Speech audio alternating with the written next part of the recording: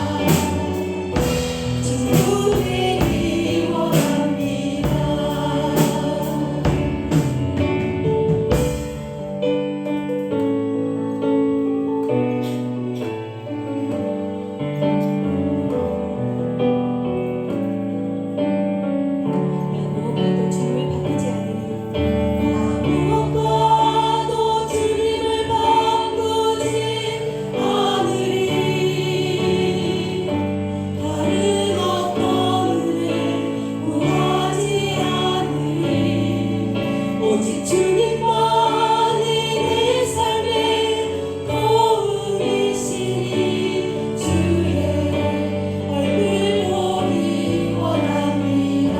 나 무엇과도 주님을 바꾸지 않으리. 다른 어떤 일 구하지 않으리. 오직 주님만이 내 삶의 도움이시니 주의 얼굴 보기 원합니다. 주님 사랑해요. 주님 사랑해요.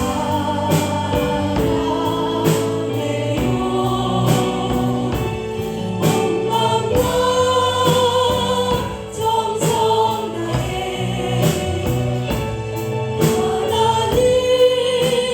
하나님의 신실한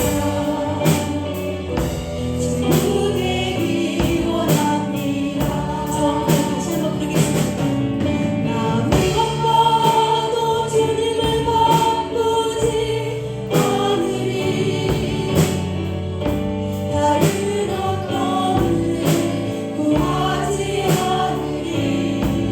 오직 주님만이 내 삶의 도움이시니 주의 얼굴 보기 원합니다. 주님 사랑해요.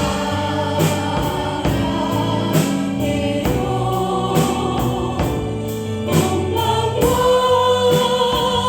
정성 다해 하나님의 신실한 친구 되기 원합니다. 주님 사랑해요. 주님 사랑해요.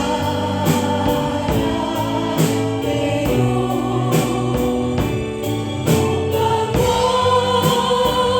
정성 다해 하나님의 신실한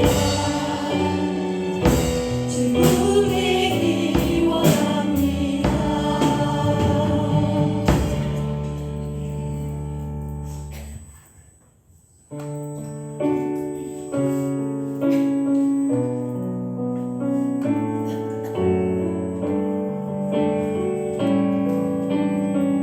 주를 위한 이곳에 주를 위한 이곳에 예배하는 자들 중에 그가 찾는 이 없어 주님께서 슬퍼하시네. 주를 위한 이곳에 주를 위한 이곳에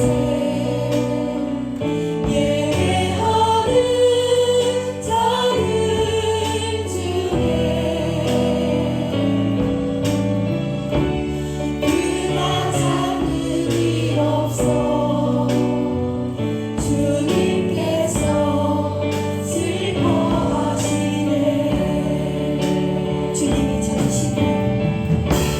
주님이 찾으시네.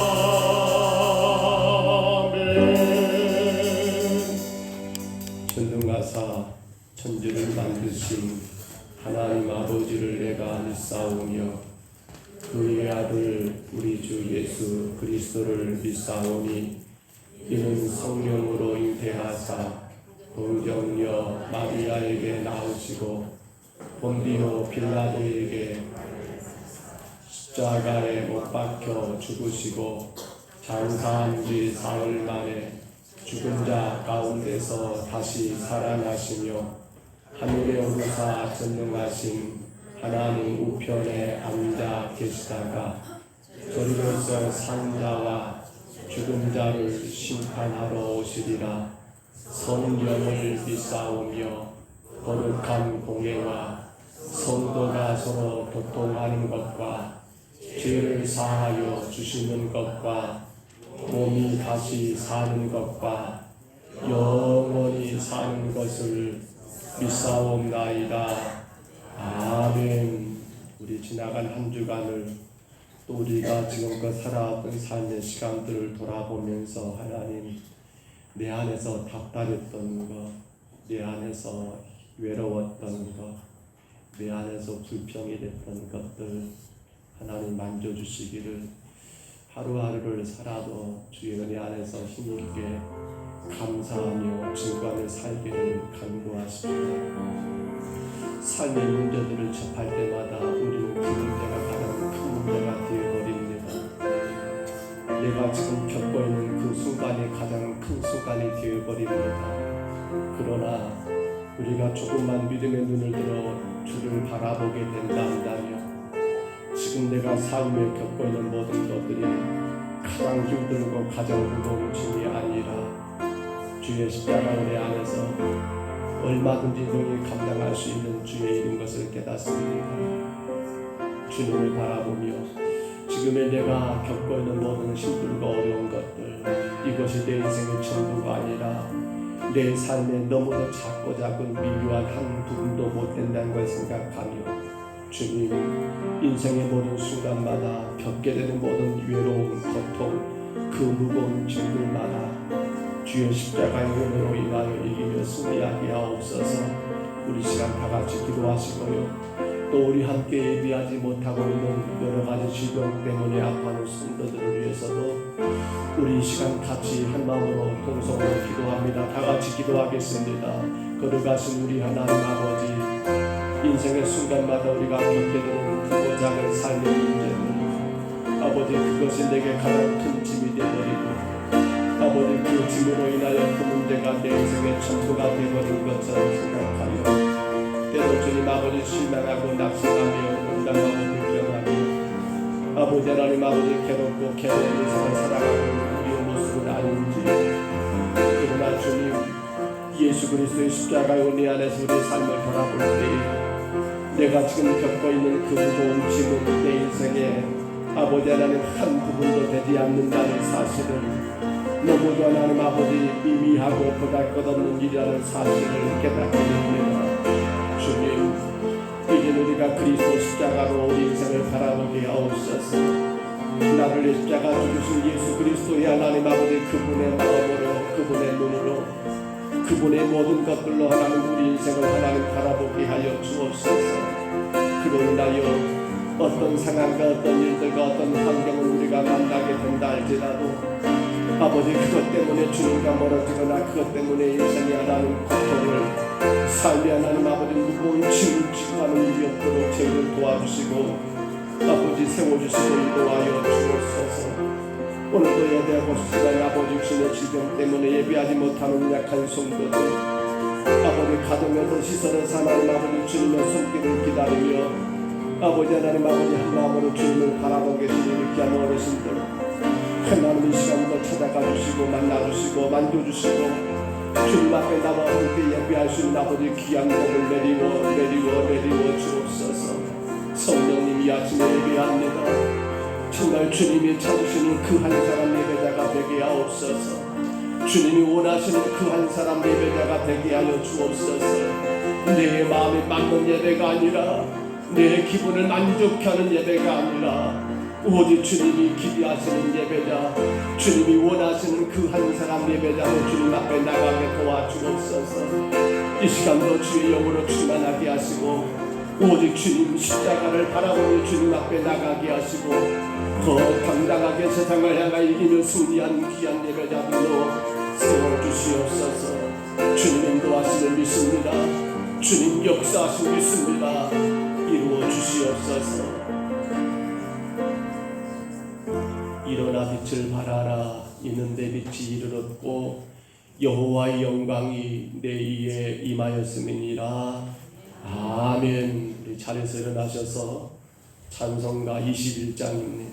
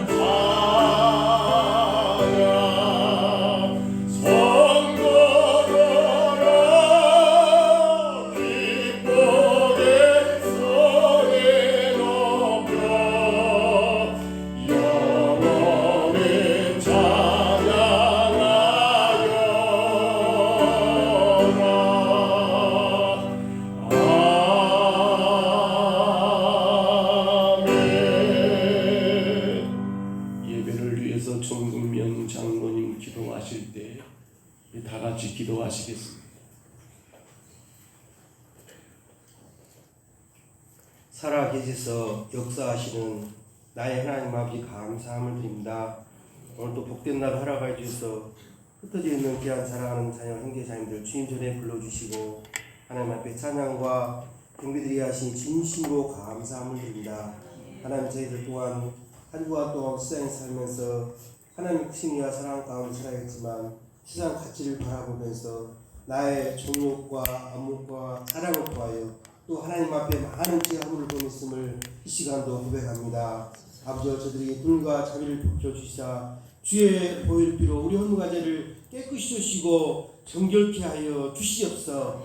이 시간도 깨끗한 마음 정결한 마음 가지고 하나님 앞에 마음과 뜻과 정성을 다해서 신령과 진정으로 예배할수록 주여 은총 베풀어 주시옵소서. 하나님 아버지여 벌써 금년도 7월 둘째 주 하나님께 예배드립니다. 하나님 영광 받아 주시옵소서.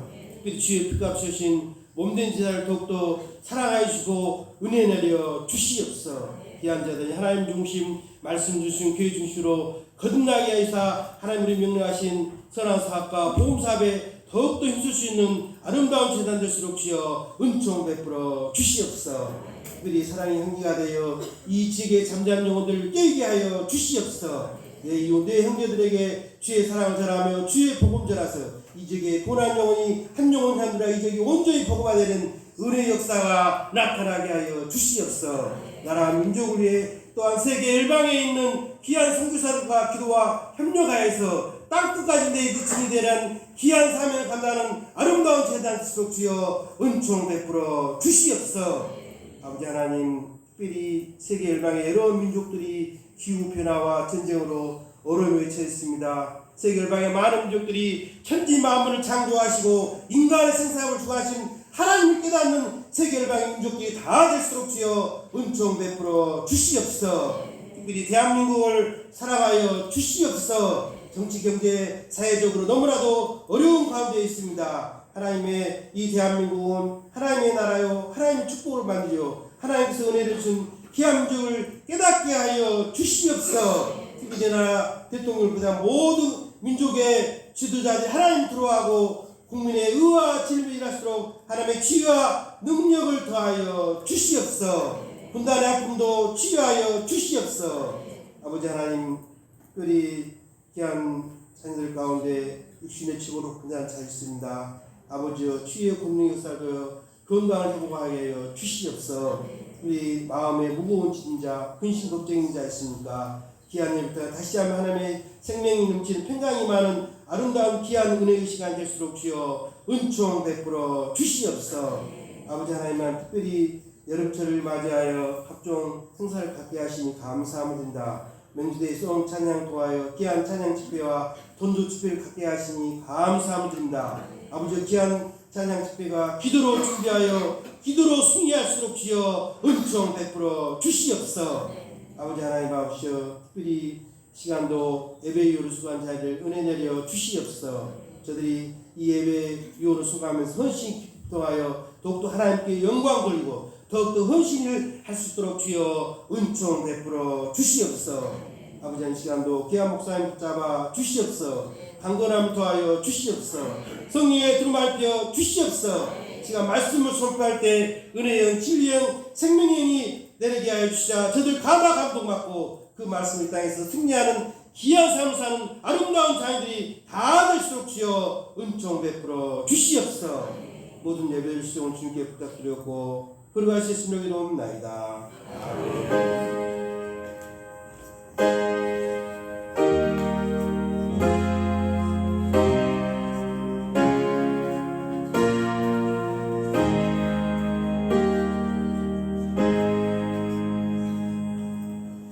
자리 앉으시기 바랍니다. 우리 하나님 말씀 출애굽기 20장 오늘 이제 마지막 17절입니다.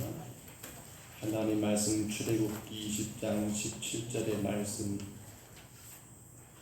신약성경 112쪽쯤에 있는 출애굽기 20장 17절 말씀입니다.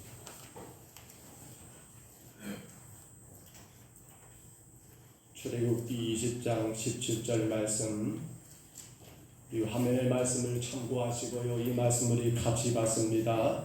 내 이웃의 집을 탐내지 말라. 내 이웃의 아내나 그의 남종이나 그의 종이나 그의 소나 그의 낙이나 물은 내 이웃의 소유를 탐내지 말라. 아멘. 우리 창세기 1장 1절 같이 선포할까요? 태초에 하나님이 천지를 창조하십니다. 아멘. 우리는 지금 하나님의 계명 10개의 계명의 말씀을 나누고 있습니다. 광야 시대를 지금 살아가는 그들에게 하나님이 왜 십계명을 허락하셨느냐라고 그 이유에 대하여 우리는 이미 같이 나누고 있습니다. 장차 그들이 요단을 건너가고 가나안 땅에 이르게 되었을 때 그 땅을 성경은 무엇과 무엇이 흐르는 땅이라고 했지요? 젖과 꿀 흐르는 땅.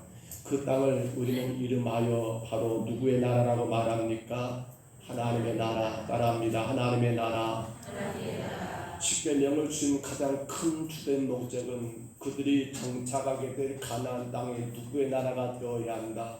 하나님이 주인 되시고 하나님이 통치하시고 그 가운데 하나님의 복을 마음껏 누리는 젖과 꿀이 흐르는 그 하나님의 나라가 되기를 원하셔서 하나님이 십계명의 계명을 통해서 그 나라 세우시기를 원한다는 사실입니다. 우리는 지금 1계명부터 9계명을 보았고 이제 마지막 10계명 10번째 계명을 봅니다만 여러분 우리가 9주를 보냈습니다. 한 주는 설명까지 총 10주를 보냈지요. 이게 11주째인데 이 10개 계명 이 계명을 여러분 묵상하면서 내가 하나님의 나라를 세우는데 걸림돌이 될 만한 거, 하나님의 나라를 세우는데 내가 무엇이 걸림돌이 되겠는가, 곧 10개 계명, 20계명을 우리가 지키며 주님 나라 세우는데 방해가 될 만한 것이 무엇이 있겠는가, 여러분 혹 생각해 보셨습니까? 계명을 다 올렸을까 모르겠습니다만 여러분 1계명이 뭐예요? 1계명 같이 한번 우리 묵상해 볼까요? 1계명 뭐예요? 나 외에는 다른 신들을 내게 두지 말라. 너는 나 외에는 다른 신을 너에게 두지 말라라고 첫 번째 계명을 말씀하셨습니다. 두 번째 계명이 뭐였지요? 너를 위하여 새긴 우상을 만들지 말고 또 이로 하늘에 있는 것이나 아래로 땅에 있는 것이나 땅 아래 물속에 있는 것에 어떤 형상도 만들지 말며 그것들에게 절하지 말며 그것들을 섬기지 말라라고 그렇게 두 번째 계명이 분명히 하나님이 우리에게 선포하셨고요. 자, 3계명 기억하실까요? 너는 너 하나님 여호와의 이름을 망령되게 부르지 말라. 간단하게 우리의 삶 가운데 주의 이름이 욕되게 해서는 안 된다라는 그러한 계명이 세 번째 계명이었고요. 제4계명은 뭐예요? 그렇습니다. 안식일을 기억하여 거룩하게 지켜라. 5계명은요, 내 부모를 공경하라. 6계명은요, 살인하지 말라. 7계명은요, 간음하지 말라. 8계명은요, 도둑질하지 말라. 9계명은요, 내 이웃에 대하여 거짓 증거하지 말라. 그리고 오늘 마지막 10번째 계명이 뭐라고요? 내 이웃의 집을 탐내지 말라라고 그렇게 말씀하셨던 거예요. 우리는 에덴 동산에 대하여 이렇게 말합니다. 최초의 하나님의 나라였다. 그렇습니까? 에덴 동산은 최초의 하나님의 나라였습니다. 그런데 우리가 그 에덴 동산 곧 하나님의 나라가 무너지게 된 것을 우리는 이미 보아서 알고 있지요. 여러분 생각해 보세요. 이 에덴 동산 곧 하나님의 나라가 무너진 것을 가만히 살펴보면 십계명을 통해서 세워질 하나님의 나라를 무너뜨리는 가장 무서운 적이 무엇인가를 우리는 확인할 수 있다는 거예요. 여러분의 삶 가운데 세워질 하나님의 나라, 그 나라를 세우는데 가장 무서운 적이 무엇인가가 바로 이 에덴 동산의 사건을 통해서 우리는 분명히 확인해야 한다는 거예요. 사탄이 뱀에게 들어갔고 그 뱀은 누구를? 하와를 향하여 여러분 처방전을 제시하지요. 분명히 하나님 뭐라 하겠습니까? 먹지 말라 했는데 사탄은 뭐라고 말하는 거예요? 먹어보라는 겁니다. 하나님은 먹지 말라 했습니다. 근데 사탄은 먹어보라는 겁니다. 물론 그 안에 여러 가지 이유가 있었지요. 그런데 그 말을 듣게 된 하와가 여러분 성경에 보시면 그때 눈으로 본즉 어쩐다고요? 보암득도 하고 어쩐다고요? 지혜롭게 할 만큼 무슨 탐스럽게 그렇게 그의 눈에, 이 하와의 눈에 지금껏 먹지 말라고 했기 때문에 생각도 안 했던 그러한 선악과 열매가, 아니 이 사탄이 뱀이 와가지고 했던 그 말 한마디에 다시 한번 그걸 바라보게 되니까 이전과는 전혀 다르게 여러분 보암직도 하고 먹음직도 하고 탐스럽기도 하고 정말 그렇게 보였다는 건 뭘 말하는 거예요?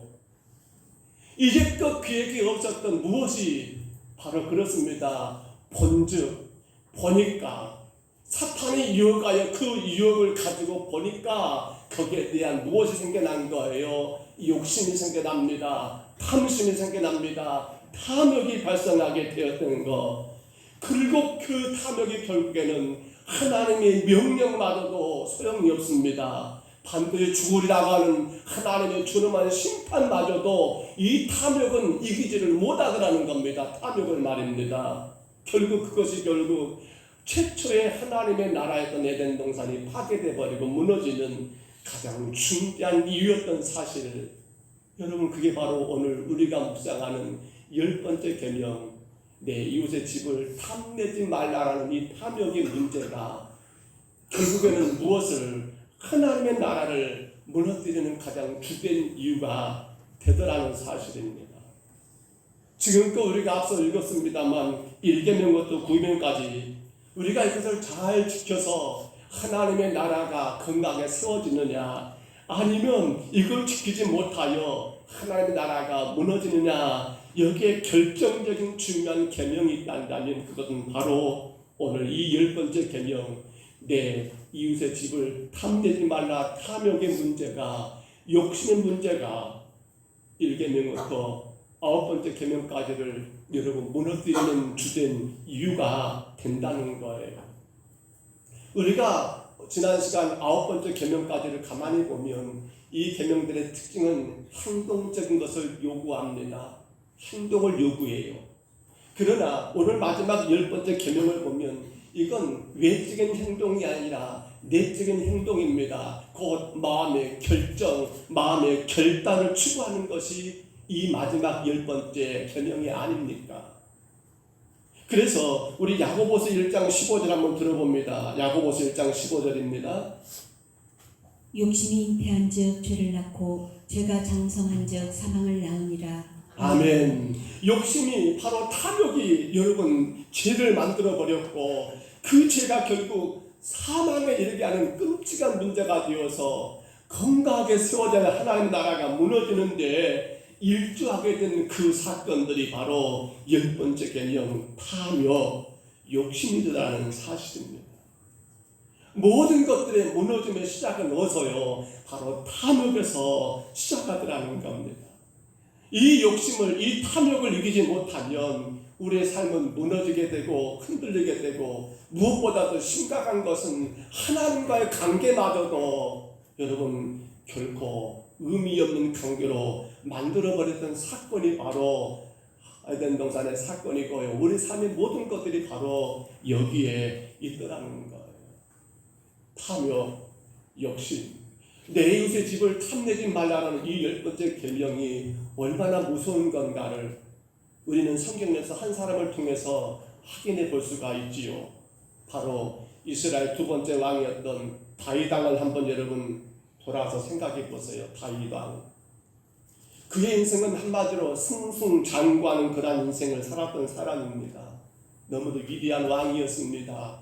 나라도 안정되었습니다.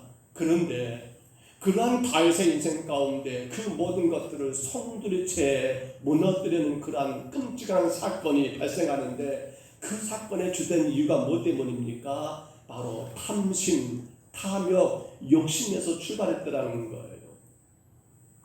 내 이웃의 집을 탐내지 마라. 그 이웃의 집에 누구도 포함되어 있어요. 그 다음에 뭐가요? 내 이웃의 아내도 여자입니다. 아내. 그러니까 누구는 또 그래요. 아니 그러면 왜 내 이웃의 남자는 안 들어갔느냐 라고, 남편은 안 들어갔냐 묻는데, 당시 오해하지 마세요. 그 당시 죄송한 말이지만 여자의 존재는 여러분 하나의 소유물입니다. 그래서 10계명 마지막에 뭐라고 합니까? 내 이웃의 집의 소유를 탐내지 마라. 소유물이에요. 그러니까 다시 말씀으로 돌아와 생각해 보세요. 지금 다윗 왕이 무엇을 탐낸 겁니까? 바로 왕궁 옆에 있는 그 집의 소유물 가운데 하나였던 그 집의 아내를 탐낸 사건이 결국 10번째 계명을 어긴 거잖아요. 자, 이것이 무너지니까 그 다음부터 다 무너집니다. 뭐가 무너져요? 7계명이 뭡니까? 7계명 뭐예요? 7계명. 그렇죠. 7계명 뭡니까?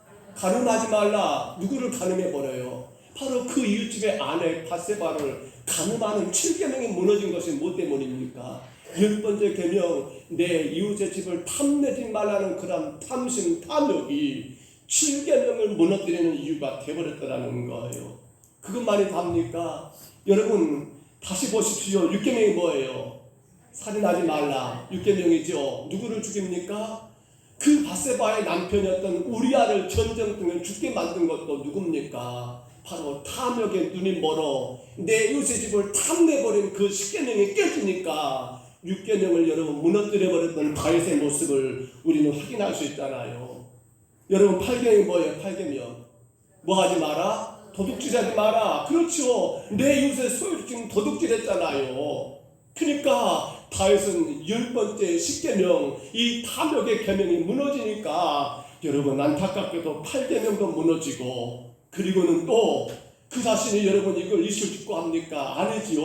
뭐가 그렇습니다. 9계명 거짓 증거하지 말라는 그 계명도 무너지는 이유가 어디서 출발했습니까? 10번째 계명 내 이웃의 집을 탐내지 말라는 그런 탐욕, 탐심, 욕심이 결국에는 여러분 1계명부터 10계명까지 어찌면 다 무너뜨리는 주된 이유가 거기에 있었더라는 겁니다.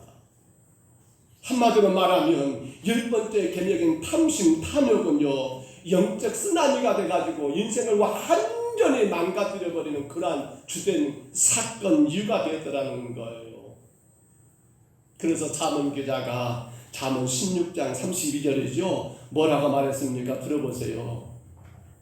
노하기를 더디하는 자는 용사보다 낫고 자기의 마음을 다스리는 자는 성을 빼앗는 자보다 나으니라. 아멘. 자기 마음을 다스린다. 자꾸만 일어나는 탐욕, 욕심, 그 탐심을 다스릴 수 있는 자는 성을 빼앗는 그러한 것보다 더 위대하고 위대한다라고 이것이 바로 십계명의 모습이더라는 사실입니다. 그렇다면 여러분, 저는 마지막 이 10번째 계명을 묵상하면서 이러한 것들을 우리가 한번 좀 질문해 봅니다. 십계명을 완성할 수 있는가? 십계명을 완성하라. 십계명을 어떻게 우리가 완성해야 할 것인가? 그렇지요. 뭐만 끝나면 됩니까? 10번째 계명은 이 탐욕, 이 탐심의 문제만 잡게 된다 한다면 우리는 이 10가지 계명을 지키는데 그리고 하나님의 거룩한 나라가 세워지는데 여러분 큰 문제가 발생하지 않는다는 사실이죠. 이를 위해서 우리가 잠언의 말씀을 하나 먼저 한번 우리가 들어봅니다. 잠언 30장 8절로 9절 한번 들어보세요. 곧 헛된 것과 거짓말을 내게서 멀리 하옵시며 나를 가난하게도 마옵시고 부하게도 마옵시고 오직 필요한 양식으로 나를 먹이시옵소서.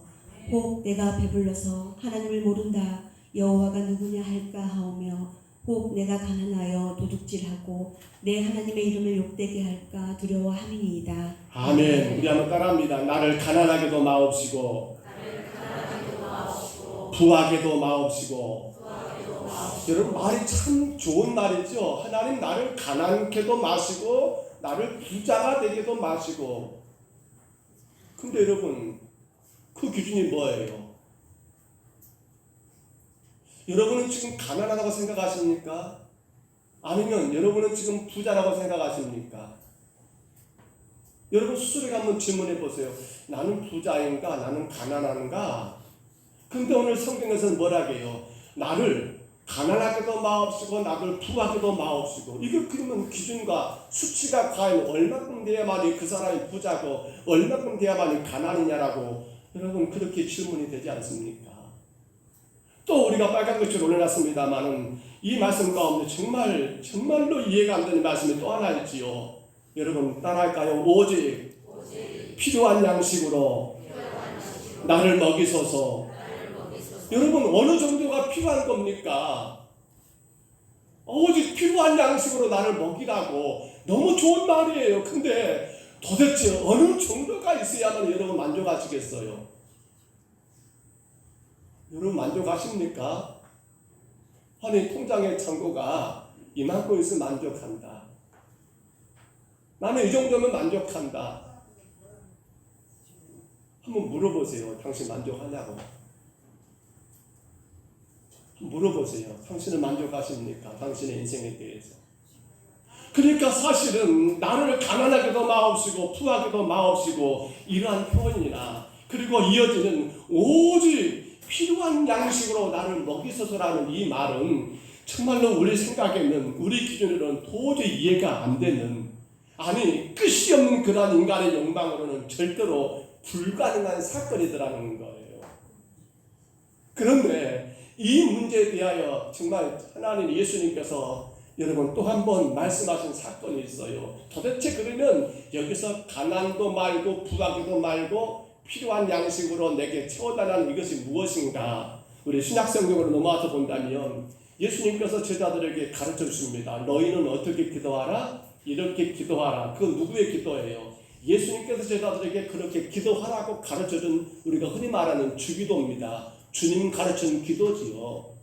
그 주기도 가운데 주님 가르친 기도 가운데 가장 중심에 있는 사건들이 뭡니까? 한 중앙에 있는 말씀 가운데 우리가 다 알 거예요. 뭐라고요? 오늘날이라는 말이 나옵니다. 따라합니다. 오늘날. 그 다음 뭡니까? 우리에게 일용할 양식을 주옵시고. 사실 이것도 대단히 어렵습니다. 도대체 얼마만큼입니까? 근데 이 문제는 조금 달라요. 오늘날이라는 이 문제를 바르게 해결하게 된다 한다면 여기서 말하는 그 양식이 가난도 말고 부하게도 말고 필요한 양식을 달랐던 그라는 것이 무엇인가를 우리는 확인할 수가 있더라는 거예요.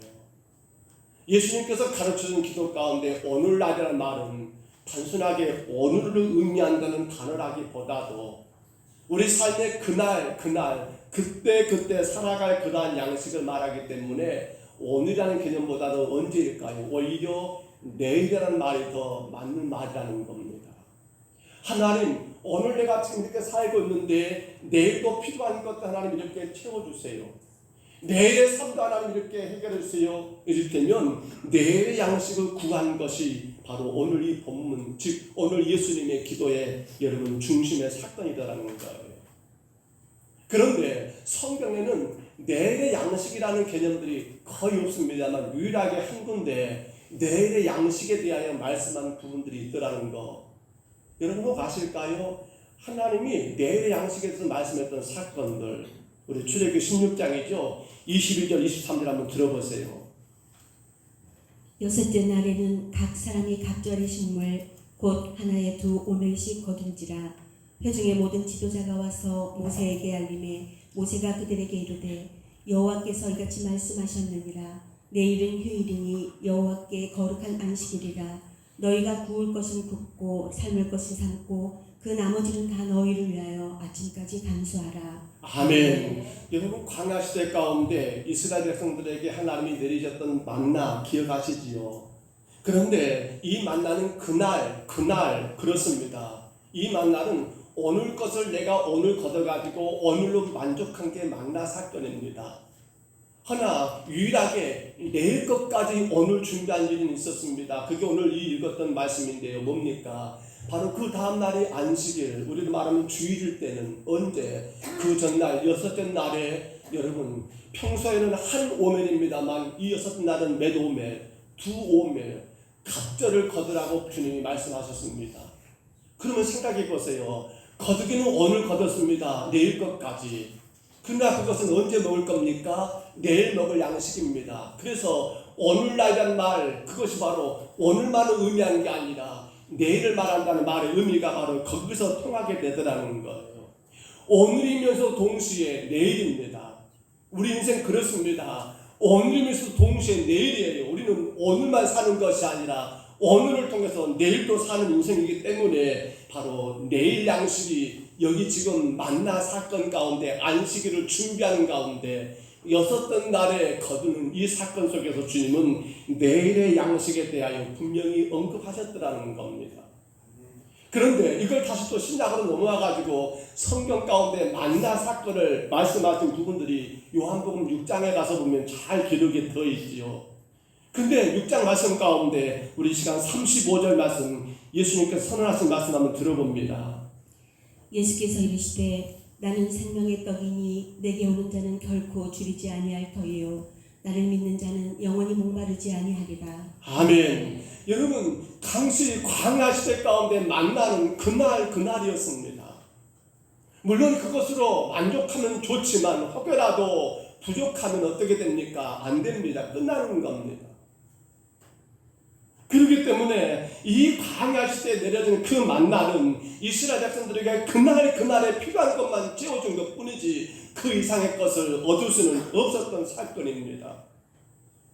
그러나 이 구약의 만나 사건은 바로 신약의 예수 그리스도의 성육신이지요. 인간의 몸으로 이 땅에 오신 예수님 그리고 우리를 위하여 십자가에 죽으신 그 예수님의 사건을 예표하고 있는 사건인데요. 바로 누굽니까? 예수 그리스도만이 하나님이 이 땅에 내려주신 참된 만나로 어떤 결과를 낳았습니까? 그분이 생명의 떡이 되어가지고 우리의 영혼의 만족함을, 배부름을, 갈급함을 다 해결하는 진정한 만나러 오셨다는 사실입니다. 그렇게 생각해 보세요. 하늘에서 내려온 생명의 떡이신 예수님만이 하나님이 내려준 만나로 우리를 살리셨고 우리를 죄 가운데 구원하셨고 우리 인생의 모든 것들을 해결해 주셨으며 그 만나신 예수 그리스도가 지금도 우리 가운데 우리를 지키시고 보호하시고 인도하신다는 그 사건을 오늘 요한복음 6장에서 그렇게 설명하고 있는 바로 생명의 떡 예수 그리스도를 말씀하고 있더라는 거예요. 여러분, 예수 그리스도로 인하여서 그들은 만족을 누렸습니다. 예수 그리스도의 보호하심과 지키심 가운데 그들은 염려하지 않았습니다. 가장 위대한 말씀 가운데 한 사람을 우리가 만나게 되는데 바로 빌립보서 4장 13절이죠. 누구의 고백입니까? 바울 사도의 고백입니다. 빌립보서 4장 13절 올려졌을까요? 우리 같이 한번 읽습니다. 내게 능력 주시는 자 안에서 내가 모든 것을 할 수 있느니라. 아멘. 다시 한번 읽습니다. 시작. 내게 능력 주시는 자 안에서 내가 모든 것을 할 수 있느니라. 우리는 이 말을 다 이용합니다. 힘을 더해줄 때 할 수 있어. 당신 가능해. 하나님이 능력 주시면 당신 충분해라고 말을 하는데 사실은 그런 의미가 아니잖아요. 그 능력이 누굽니까? 그 만나가 누굽니까? 바로 예수 그리스도. 그분 안에 당신이 있으면 당신 가능해. 바로 예수 그리스도 안에 지금 있는가를 너 자신 한번 살펴봐. 그 말씀이 이 말씀이거든요. 근데 안타까운 건 바울이 지금 이 고백을 하고 있을 때 그의 거처가 어디였습니까? 로마 감옥이었다는 겁니다. 바울은 감옥에서 어떻게 살았습니까? 바울은 감옥에서 성도들이 보내준 그러한 여러분 구원권 가지고 그렇게 끼니를 그렇게 모든 삶을 살 수밖에 없는 그러한 참으로 안타까운 그러한 상황이었습니다. 하루하루를 그렇게 연명할 수밖에 없는 그러한 처지였습니다. 그런데 그러한 그가 이런 고백을 하다니요. 내게 능력 주신 자 안에서 내가 모든 걸 할 수 있느니라? 앞뒤가 안 맞지 않습니까? 근데 지금 당신은 어디에? 감옥 속에서. 이 말의 원래 의미는 뭡니까? 사도 바울이 여러분 여기는 당신의 정말 진실한 고백이 담겨 있습니다. 신비한 비밀이 숨겨져 있습니다. 바울은 로마 감옥을 어떻게 생각합니까? 바울은 그의 평생의 소원이 어디였습니까? 오직 로마였습니다. 인서울이 아니었어요. 인로마였어요. 인로마. 내가 로마에 가서 복음 전해야겠다. 왜냐하면 당시 로마가 세계 중심이었고 가장 많은 사람들을 만날 수 있었으니까. 그래서 인로마였어요. 근데 갈 수가 없습니다. 왜? 유대인들이 가만두지 않습니다. 이 바울에 대하여 배신자라고 그를 죽이려고 혈안이 되어 있습니다.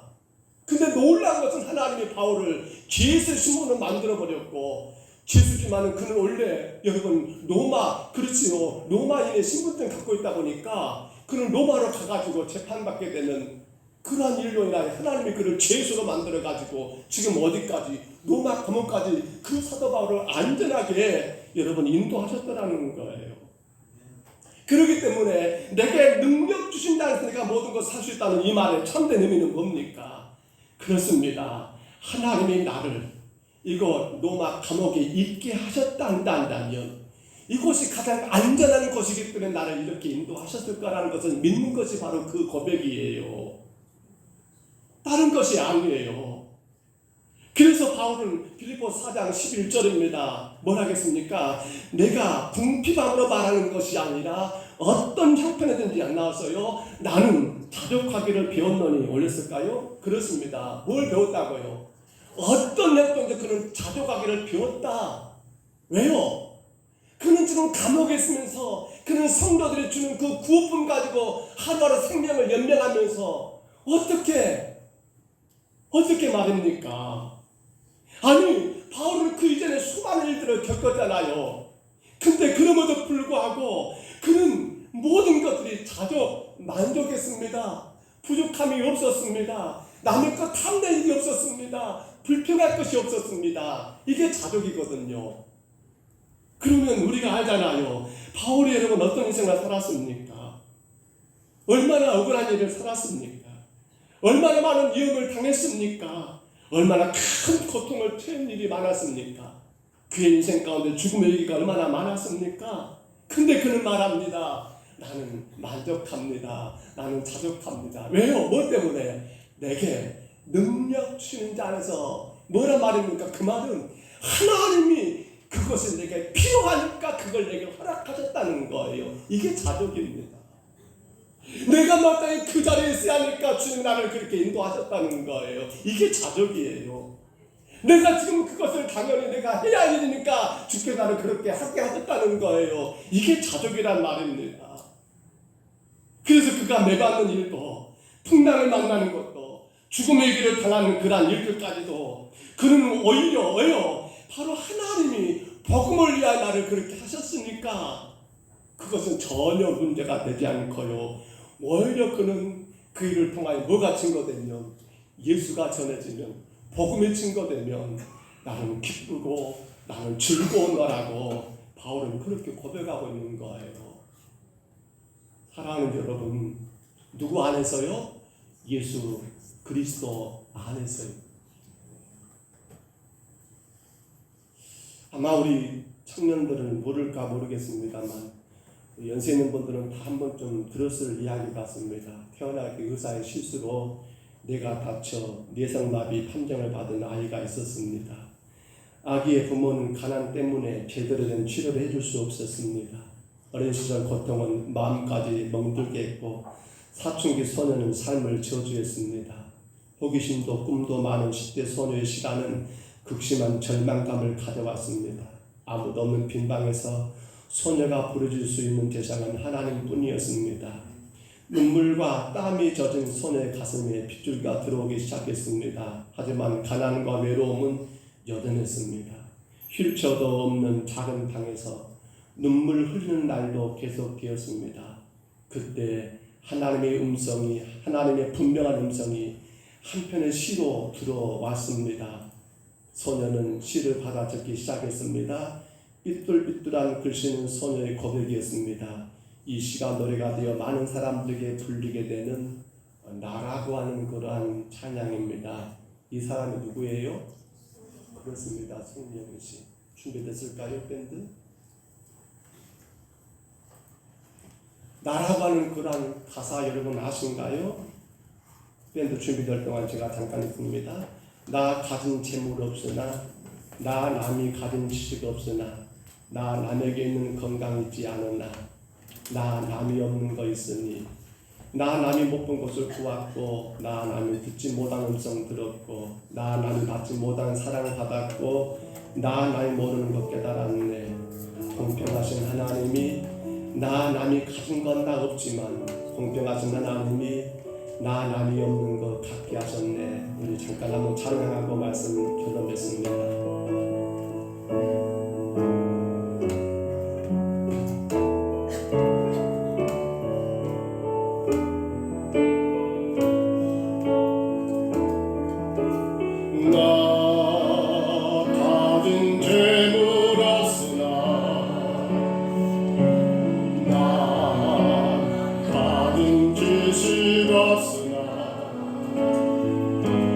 나 남에게 있는 건강 있지 않나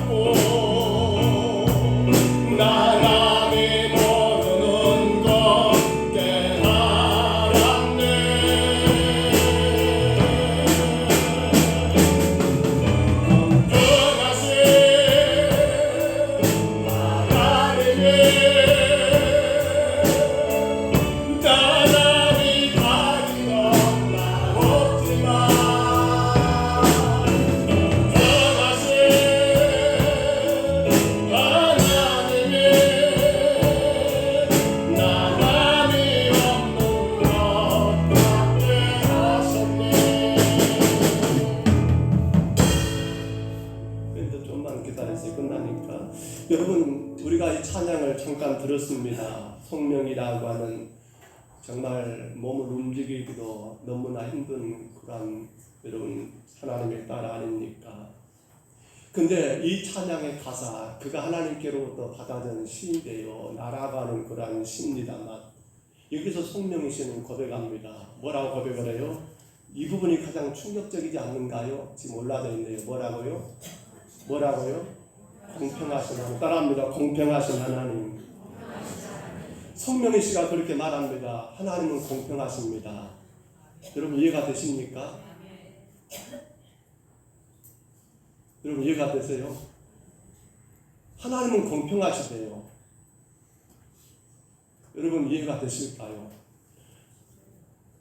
돈을 많이 가진 회장이 혹은 여러분 우리가 삼성의 이재용 회장 같은 그런 사람들이 하나님은 공평하다는 이런 요구할 겁니다. 무슨 소리냐고. 근데 누가 아무것도 할 수 없는 지금껏 그렇게 살았고 또 앞으로도 변함없이 그러한 고통 가운데 살아가야 할 그 사람이 고백합니다. 하나님 뭐라고요?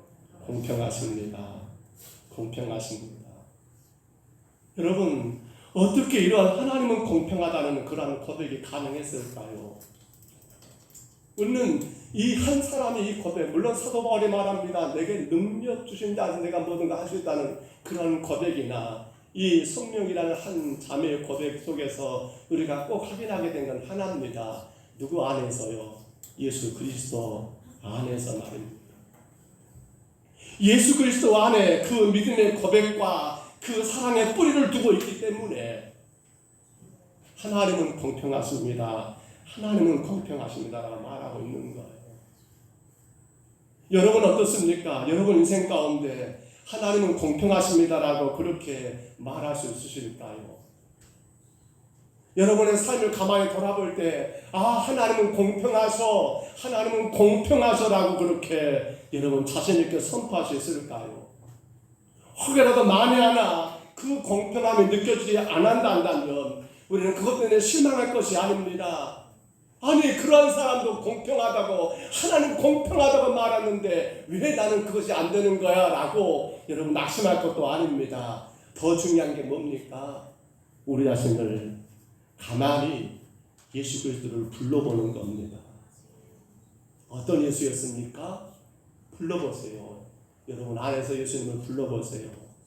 나를 위해 십자가에 죽으신 예수 그리스도, 죄인데 나를 살리기 위하여 온갖 고통을 다 참으시며 십자가에서 이제 다 이루신 예수 그리스도, 죽은 지 3일 만에 다시 살아나셨고 부활의 첫 열매가 되시니 우리에게 평안하느냐라고 평안을 물으셨던 그 예수 그리스도, 우리가 그 예수 그리스도를 여러분 불러야 하지 않습니까? 바로 그 예수 그리스도 안으로 조금만 더 들어가면 됩니다. 세상 것이 내게 공평히 느껴지지 않고 그런 결과가 뭐가 되는 거예요? 남의 것을 탐내게 되고 공평이 안 느껴지니까 뭐가 되는 거예요? 남의 인생을 괜히 시비 걸게 되고 시기하게 되고 나는 이러는데 저는 왜 저래라고 불평하게 되고 십계명의 모든 것들이 깨져버리는 그런 탐욕의 문제가 여러분 하나님이 공평하신 하나님이 되어버리면 더 이상 문제가 안 되지만 뭔가는 모르지만 이것은 하나님 절대로 불공평하시더라고. 이 부분은 정말로 하나님 너무나 불공평하시더라고. 우리 안에서 뭔가가 남아있다면 그건 결국 무엇을 만들어버립니까? 탐욕이라는 10번째 계명을 만들어버리고 결국에는 이것이 우리가 앞서 본 것처럼 다윗처럼 뿐만 아니라 우리 신앙 마찬가지예요. 온갖 모든 것을 다 무너뜨리는 그런 결과가 거기에 있다는 걸 생각해 볼 때에 사랑하는 여러분, 혹 내 삶에 이것이 하나님 너무도 불공평합니다라고 느껴진 게 있다면 여러분 다시 한번 그 예수 그리스도를 가만히 불러보시기 바랍니다. 그리고 우리 어떻게 합니까? 그 예수 그리스도 안으로 한 걸음만 더 나갔으면 돼요. 그러한 성도들의 입에서는 분명히 고백됩니다. 뭐라고요? 하나님은 공평하십니다. 그리고 그러한 성도들의 삶을 통하여 우리 지금 주제잖아요. 뭐가요? 바로 그 사랑, 예수 그리스도 십자가의 그 사랑이 여러분 향기가 돼가지고 이 마을, 이 도성, 온 세계 열강까지 여러분 그 향기가 전달되는 아름다운 역사가 있지 않을까요? 우리 시간 하나님 앞에 고백하기를 원합니다. 하나님은 공평하십니다. 따라합니다. 하나님은 공평하십니다. 다시 한번 고백합니다. 하나님은 공평하십니다. 우리 그 마음으로 찬양할게요. 다시 한번 찬양합니다.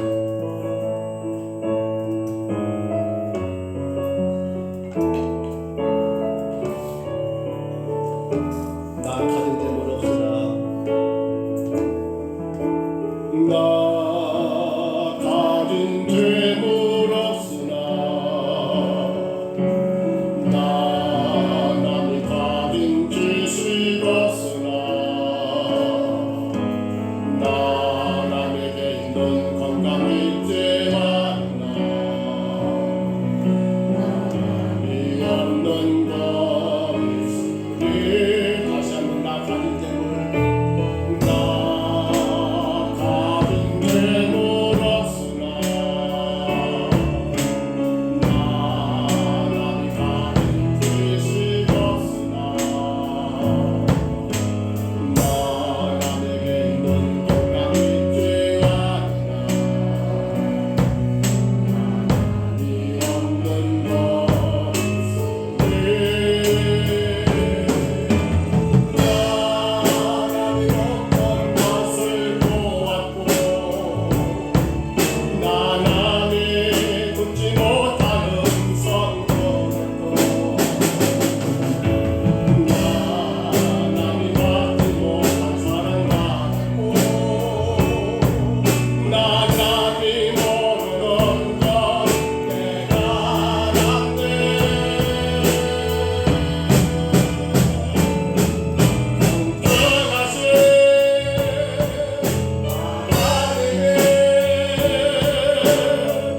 나남이 가진 건나 없지만 공평하신 하나님이 나남이 없는 것 같게 하셨네 공평하신 하나님이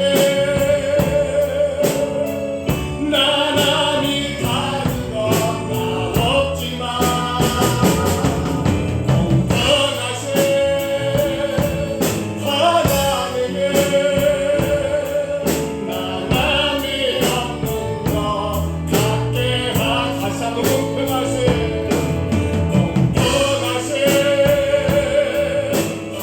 하나님이 나남이 가진 건나 없지만 공평하신 하나님이 나남이 없는 것 같게 하셨네. 이 시간 다 같이 기도합니다. 하나님은 공평하십니다. 내 마음 가운데 탐욕이 있어서 하나님 너무나 불공평하다라고 나는 이래서 억울하고 저래서 억울하다라고 불평할 때가 얼마나 많은지 주여 마지막 계명 탐욕의 문제가 참으로 하나님 위대한 사람 다윗을 완전히 무너뜨렸던 것처럼 그 탐욕의 문제가 주님의 계명을 무너뜨리는 일이 없도록 주님 내가 오늘도 예수 그리스도 안으로 한 걸음 더 가까이 나가게 하옵소서. 더 주님께로 가까이 나가게 하옵소서. 한 걸음만 더 나가고 더 나가서 주님의 십자가를 바라보고 구원의 은혜를 생각하며 우리에게 평안을 주신 아버지 하나님 그 참 평안 가운데 하나님은 공평하십니다. 내게 능력 주신 자 안에서 내가 모든 걸 할 수 있노라는 아름다운 고백 하나님 나를 그렇게 인도하셨습니다. 하나님 내게 그것을 허락하셨습니다라고 그러기에 하나님은 공평하신다라고 고백할 수 있는 우리 삶이 되기를 우리 시간 다 같이 이번 동안 통성으로 기도합니다. 걸어가신 우리 하나님 아버지 이제 10번째 계명을 하나님과 마치면서 너무도 하나님 아버지 무섭고 두려운 것은 이 10번째 계명 탐욕의 문제가 하나님 모든 계명을 다 무너뜨리는 사실을 우리가 깨닫습니다. 주님 그러나 아버지 하나님 하나님이 공평하시고 그 공평하신 나라를 다르게 알고 찬양하고 믿고 나갈 때에 주로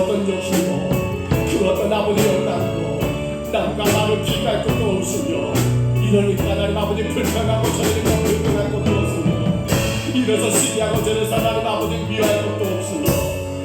하나님은 공평하시기에 하나님 아버지 오직 모든 것들이 하나님께 영광이 되고 오직 그리스도 복음에 증거되는 것으로 기뻐하고 즐거워하며 하나님 아버지 다윗의 아버지 바울의 삶처럼 하나님 아버지 우리의 삶이 되게 하여 주시고 하나님 영광이 되게 하여 주옵소서.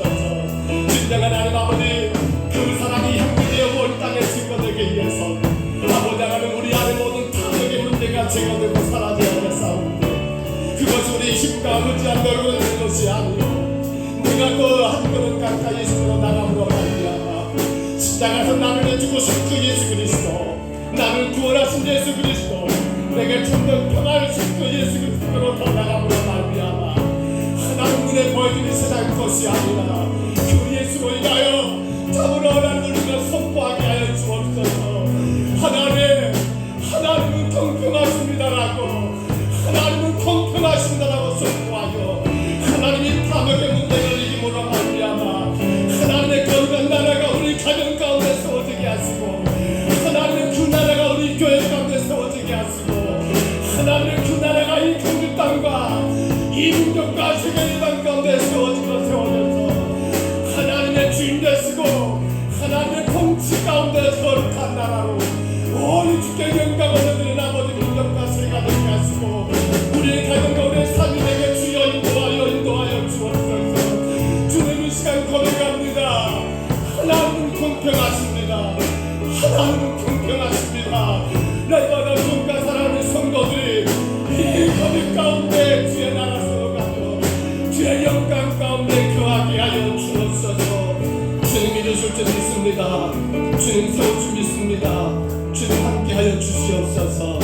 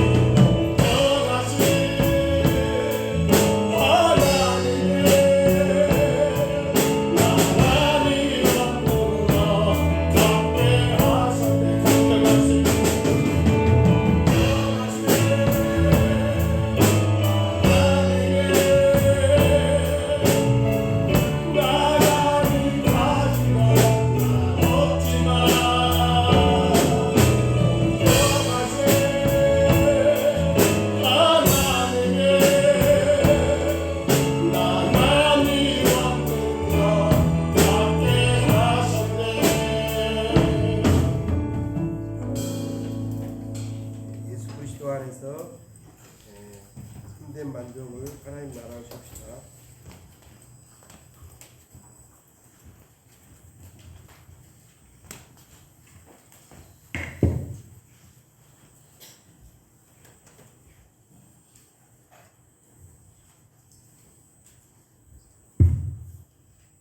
예수 그리스도 안에서 참된 만족을 하나님 나라로 줍시다.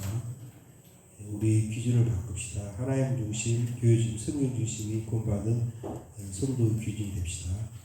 태신자 작성입니다. 여러분들 주보에가 태신자 작성 카드가 있을 줄 믿습니다.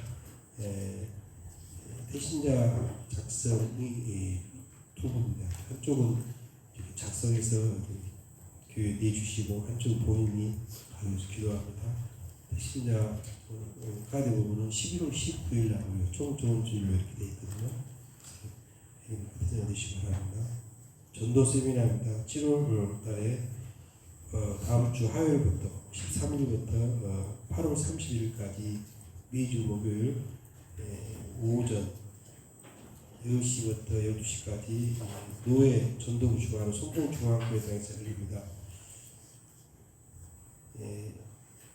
자세히 보시면 전도 세미나가 7월 13일부터 8월 30일까지인데 목요일만 합니다. 목요일만 오전 10시부터 12시까지 송동중앙교회에서 이렇게 합니다. 여러분들 기도해 주시고 시간 있으면 참조해 주시면 감사하겠습니다. 중보 기도팀 모임입니다. 하반기 중보 기도팀 모집할 때 점심 후에 유아실에서 이렇게 모임을 갖습니다. 여러분들 기도를 주시기 바랍니다. 7월 무효고요. 안내. 이달 행사는 전도 세미나가 방금 말씀하셨다면 송도중학교에서고요. 수험 찬양 집회가 맹기대에 22일 금요일 밤입니다. 8시에 우리 교회 본당에서 열립니다. 그리고 그 다음날 토요일 날에 노방 전도가 오후 4시에 이렇게 실시합니다. 장소는 아직 안 정했는데요. 여러분들 기여하시고 기도해 바랍니다. 강사절 교육자가 30일 월요일날 생명나무 교회에서 있습니다. 네, 감사합니다. 주보 안에 껴드린 태신자 작전 카드입니다. 11월 19일 우리가 총동원 전도주일 새생명 축제를 앞두고 여러분 주보 안에 만들어서 넣어드렸습니다. 버리지 마시고 정말 그 간절함이 있어야 합니다. 제가 주보에 그렇게 올렸지요. 내가 작정한 한 생명이 어쩐다고요? 지옥에서 천국의 길이 천국으로 길이 달라질 수 있다는 겁니다. 여러분이 작정하고 기도하고 전도하는 그 한 생명이 그들의 길이 지옥길에서 천국길로 그들의 길이 달라질 수 있다는 것, 얼마나 위대한 사건인지 모릅니다. 내가 작정하고 기도한다는 것, 반드시 그 영혼들의 길이 지옥에서 천국으로 그 길이 달라질 거예요. 그 마음 가지시고 많이 쓰지 마시고 그 공간을 제가 3칸만 만들어 드렸는데 3분 정도 쓰면 좋겠고요. 3분이 안 되면 한 분이라도 꼭 쓰셔가지고 부탁하고 저기 서울에 있는 사표 쓰지 마시고 우리 지역 안에 우리가 전도해야 할 생명들입니다. 우리가 찾아가서 권면할 수 있는 그런 생명들입니다. 꼭 그렇게 작정하시기 바랍니다. 태신자 작정입니다. 중보기도팀 상반기도 교회 안에 중보기도팀이 있어서 이제 SNS 카톡을 통해서 해왔었습니다. 하반기 중보기도팀을 다시 한번 우리가 모집합니다. 점심 후에 유아실에서 모임을 갖습니다. 1시 10분에 모이렵니다. 1시 10분. 점심 후에 1시 10분에 유아실에서 모여서 다시 하반기 중보기도팀을 어떻게 운영할 것인가 같이 의논하고 또 그런 시간들을 가지려고 합니다. 기도가 교회를 살립니다. 여러분의 중보 기도가 교회의 중심이 됩니다. 기도하지 않는 교회, 기도 없는 신앙은 어려워요. 기도하는 자가 교회를 세운다는 거 생각하시고요. 상반기에도 많이 참석하신 걸로 알고 있는데 하반기에도 일단 첫 모임을 오늘 점심 후 1시 10분에 2층 유아실에서 갖겠습니다. 기억하시고 많이 참여하시기를 바랍니다. 생일 감사는 날입니다. 김연호 권사님 드렸습니다. 정용진 안수사님 드렸습니다. 잠깐 기도하겠습니다. 거룩하신 하나님 감사합니다. 하나님의 귀한 여정을 사랑하셔서 이 땅에 예수 그리스도의 생명으로 태어나게 하시고 그 예수를 구주로 영접하여 믿음 안에서 오늘까지 주의 거룩한 나라 세워가며 헌신케 하시니 감사합니다. 영육간에 주님이 세임 주시고 능력 주셔서 주님의 복음의 도구로 사용되기에 조금도 모자람이 없게 하시고 어려움이 없게 하시고 마음껏 주님 영광을 선포할 수 있도록 주여 세우시고 축복하여 주옵소서. 온 가족들이 예수 안에 하나가 되어 믿음으로 굳게 서게 하여 주옵소서. 생명의 주인 되신 예수님 만나 하나님 아버지 남편도 자녀들도 다 주 안에서 하나님 복을 받는 역사가 있게 하여 주옵소서.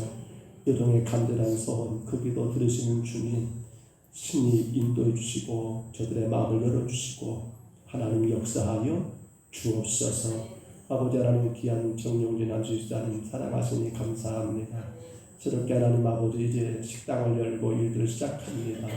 주께서 친히 함께 해주시고 모든 일들 가정 속에서 함께 하시는 주님 의지하며 더 건강한 아버지 믿음으로 주님 세워져 나가는 귀한 기업이 될 수 있도록 복을 내려주시고 지금까지도 강건하게 지키신 것처럼 하나님께서 함께 하심으로 영육간에 건강하여 복음의 떡으로 힘있게 주님 예비할 수 있도록 복을 내려 주옵소서. 아버지 감사합니다. 오늘도 사랑하는 성도들 각자의 형편 가운데 하나님 주 앞에 올라왔습니다. 몸이 약하지만 힘들지만 주님을 예배하기 위하여 이전에 올라온 모든 심령들을 기억해 주시고 또 아버지 예배 가운데 우리의 물질을 드려 주님을 아버지 하나님께 감사하여 싸우매 이 물질도 받으시사 하나님의 거룩한 교회가 이 땅에 주의 나라 세우는 데에 복되게 사용되는 이 예물이 되게 하여 주옵소서. 우리 성도들의 사업과 농사와 일터를 축복해 주시고 우리 성도들의 건강도 주님 붙들어 주셔서 아버지 새는 주머니가 없도록 주님이 친히 주장하여 주옵소서. 오직 하나님께서 이 모든 것 기뻐 받으신 줄 믿사옵고 예수님 이름으로 간절히 기도하옵나이다. 아멘. 우리 다 같이 일어나시겠습니다. 우리 교회 비전이죠. 비전 선포시간 한 비전을 선포하겠습니다. 비전 선언문 여러분 주보에 나왔을 겁니다. 같이 선언합니다. 우리는 복음으로 복음을 받아 하나님의 백성들로 예배와 성도의 교제를 통해 복음을 누리며 영혼 사랑을 위한 중도, 구제, 세계 선교로 복음을 베풀어 하나님을 기쁘시게 하며 사람을 행복하게 하는 구원받은 하나님의 자녀들이다. 아멘. 우리 축복성 찬양합니다. 생각하시는 분들 축복해 주시기를 바랍니다. 우리 김문호 권사님, 정명이란 수사님 우리 두루두루 축복하시기 바랍니다. 여호와는 너에게 복을 주시기를 원하며 너를 지키시기를 원하시며 여호와는 그 얼굴 너를 향하여 부사 은혜와 평강 주시기를 원하며 너를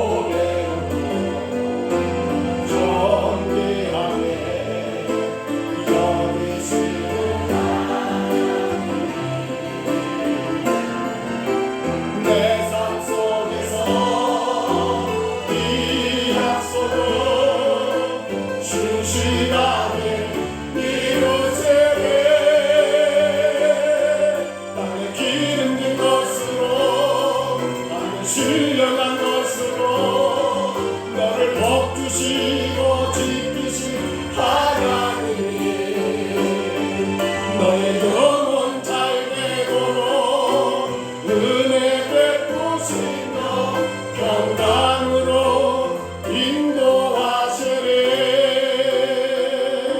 여호와는 내게 복을 주시고 너를 지키시기를 원하며 여호와는 그 얼굴을 내게 비추사 은혜 베푸시기를 원하며 여호와는 그 얼굴을 내게로 향하여 드사 평강 주시기를 원하노라. 이제는 우리 구주 예수 그리스도의 은혜와 하나님 아버지의 사랑하심과 성령님의 교통하심이 그 사랑의 향기가 되어 온 땅에 예수 복음, 온 땅에 주의 그리스도의 나라가 세워지기를 소원하여 하나님은 공평하십니다라고 어떤 탐욕도, 어떤 욕심도, 어떤 시기도, 어떤 질투도, 어떤 실망도, 낙심도 빠지지 않고 예수 그리스도께로 더 가까이 나가고 부름으로 말미암아 하나님은 공평하십니다라고 늘 선언하고 선포하며 살기를 소원하는 여기는 모든 주의 백성들 머리 위에와 우리 함께 이 자리에 예배할 수 없지만 가정에서 또 시설에서 주님을 사모하며 이 예배를 사모하는 모든 심령들 위해 가정 위에 자녀들 위해 우리의 생업 위에 이제로 영원토록 함께 있을지어다. 아멘.